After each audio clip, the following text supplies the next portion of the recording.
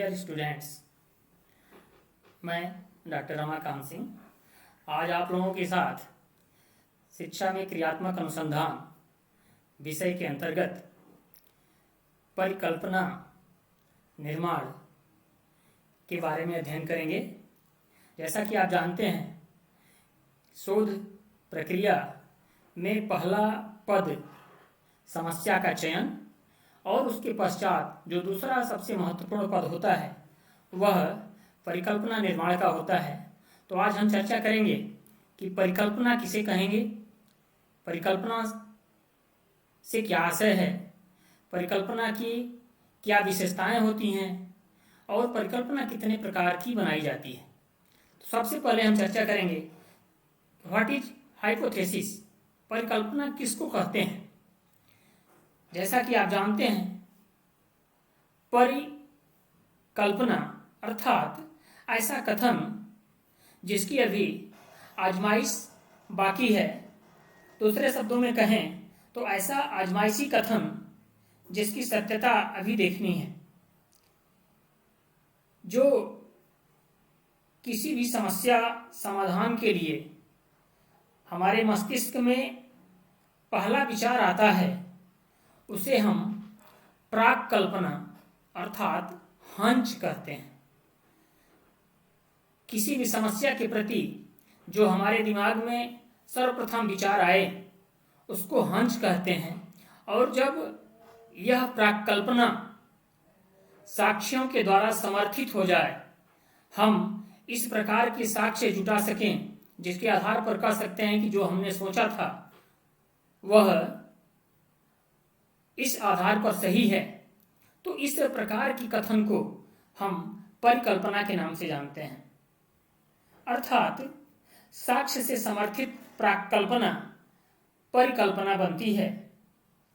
जब परिकल्पना बार बार सत्य सिद्ध हो जाए तो उसे सिद्धांत, तथा जब सिद्धांत बार बार प्रमाणित हो तो नियम का निर्माण होता है। इस प्रकार हम कह सकते हैं कि परिकल्पना किसी समस्या का प्रस्तावित उत्तर होता है। अगर हम इसको दूसरे शब्दों में कहें तो परिकल्पना वह प्रतिज्ञप्ति है जो प्रत्ययात्मक और संप्रत्यात्मक दो या दो से अधिक चरों के मध्य संबंध स्थापित करती है, जिससे अवबोध बढ़े और समस्या समाधान प्राप्त हो।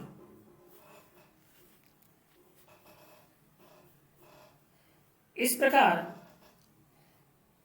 यह जो परिकल्पना है, जो समस्या हमारी है उस समस्या के संबंध में प्रस्तावित उत्तर ही परिकल्पना कहलाता है। परिकल्पना की विशेषता, characteristics of a good hypothesis, इसमें हम कुछ पॉइंट्स में इसके कैरेक्टरिस्टिक्स को रेखांकित कर सकते हैं। जैसे इसके अंदर संप्रत्यात्मक स्पष्टता होनी चाहिए, परिकल्पना के संप्रत्ययों में स्पष्टता होनी चाहिए। जो भी शब्द हों उनका एक निश्चित अर्थ निकलता हो।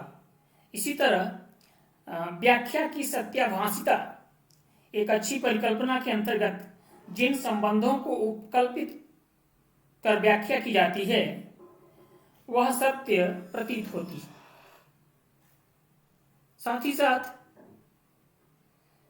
It should be consistent with facts, with known facts और थ्योरीज, अर्थात वर्तमान सिद्धांतों से संबंधित होनी चाहिए।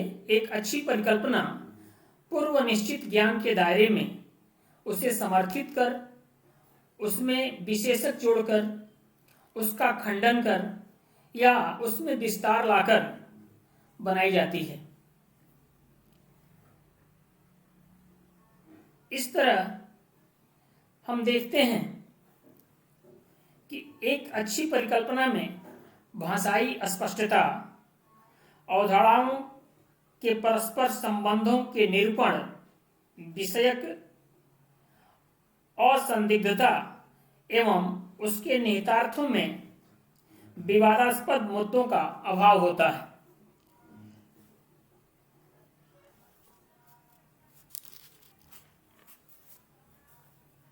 टाइप्स ऑफ हाइपोथेसिस, परिकल्पना के प्रकार। सामान्यतया 3 प्रकार की परिकल्पना बनाई जाती है, जिसमें जनरल रिसर्च हाइपोथेसिस, सामान्य शोध परिकल्पनाएं, एक्शन हाइपोथेसिस, क्रियात्मक परिकल्पना, और नल हाइपोथेसिस, शून्य परिकल्पना। आगे हम इसको थोड़ा विस्तृत लेंगे। सामान्य शोध परिकल्पना किसको कहते हैं?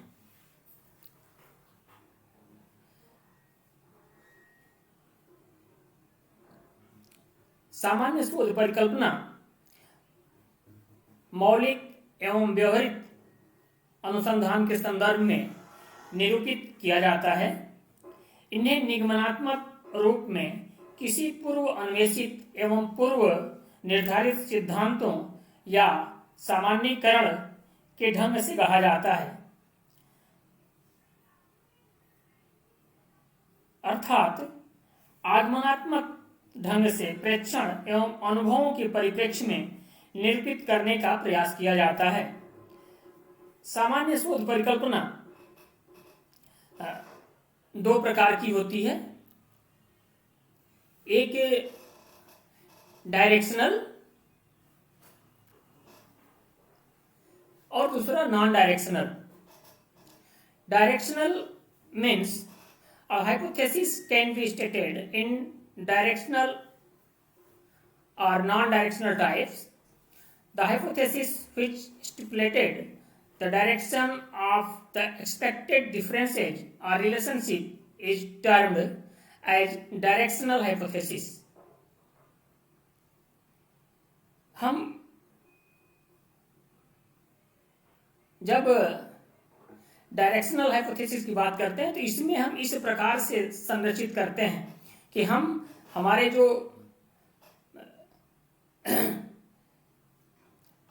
विचार होते हैं वो एक दिशा देते हैं, एक निश्चित दिशा देते हैं कि इस प्रकार का ही रिजल्ट आएगा। जैसे अधिगम परिणामों एवं पूंजी निवेश की दृष्टि से बीएड का 2 वर्षीय पाठ्यक्रम की संरचना 1 वर्षीय पाठ्यक्रम की तुलना में अधिक खर्चीली है। इस प्रकार के जब कथन को हम कहते हैं तो यह डायरेक्शनल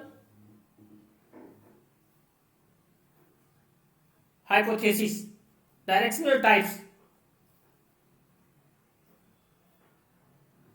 का एग्जाम्पल प्रस्तुत करता है।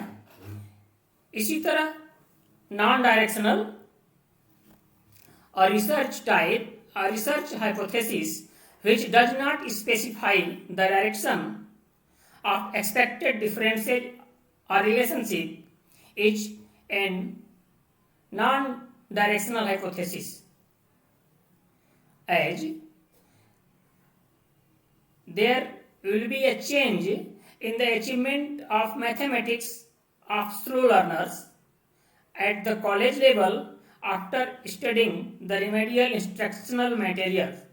In this statement, the direction of change in achievement of mathematics of slow learners at the college level has not been specified, and hence the hypothesis is in the non-directional forms.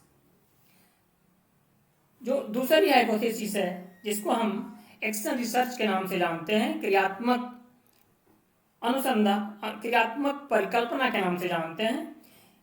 क्रियात्मक परिकल्पना अभ्यासकर्ता के प्रेक्षणों एवं अनुभवों के अनुसार विकसित अंतर्दृष्टि एवं व्यापक सामान्यीकरणों के आधार पर बनाई जाती हैं। इसे क्रियात्मक अनुसंधान में बनाते हैं। एक्शन रिसर्च जब हम करते हैं तो इस प्रकार के परिकल्पना को हम बनाते हैं। उदाहरण के लिए भूगोल शिक्षण में श्रव्य दृश्य सामग्रियों का उपयोग अधिगम प्रक्रिया में छात्रों की रुचि एवं अंतर्भाविता को बढ़ाएगा। इस प्रकार की जब हम परिकल्पना संरचित करते हैं, इसको हम एक्शन हाइपोथेसिस, क्रियात्मक परिकल्पना के नाम से जानते हैं। इसी तरह जो तीसरी परिकल्पना है, जिसको हम शून्य परिकल्पना या नल हाइपोथेसिस या चांस हाइपोथेसिस के नाम से भी जानते हैं, यह मुख्य रूप से आधार सामग्रियों में प्रेक्षित प्रवृत्तियों, उतार चढ़ाव एवं समग्राकृतियों का केवल संयोगवश होने के बारे में व्याख्या देने का प्रयास करती है। इस प्रकार में इस नल हाइपोथेसिस में हम किसी दो चरों के मध्य जो सिग्निफिकेंस डिफरेंस है, उसको हम कोई अंतर नहीं होता है, इस प्रकार के कथन के रूप में करते हैं। उदाहरण के लिए, अभिक्रमित अधिगम द्वारा प्रस्तुत विलंबित एवं तात्कालिक प्रतिपुष्टि की युक्तियों का छात्रों की अवधारणा पर कोई अंतर नहीं पड़ता है। इस प्रकार के जब कथन को हम कहते हैं, तो जहां दो वेरिएबल्स, आश्रित चर और अनाश्रित चर, दोनों में हम अंतर को यह दर्शाते हैं कि कोई अंतर नहीं है, दोनों में कोई अंतर नहीं है। इस प्रकार आज हम लोगों ने परिकल्पना की विशेषता और परिकल्पना के प्रकार के बारे में देखा। आपको मेरा वीडियो कैसा लगा, निश्चित रूप से आप कमेंट करें, हमारे चैनल को सब्सक्राइब करें। धन्यवाद।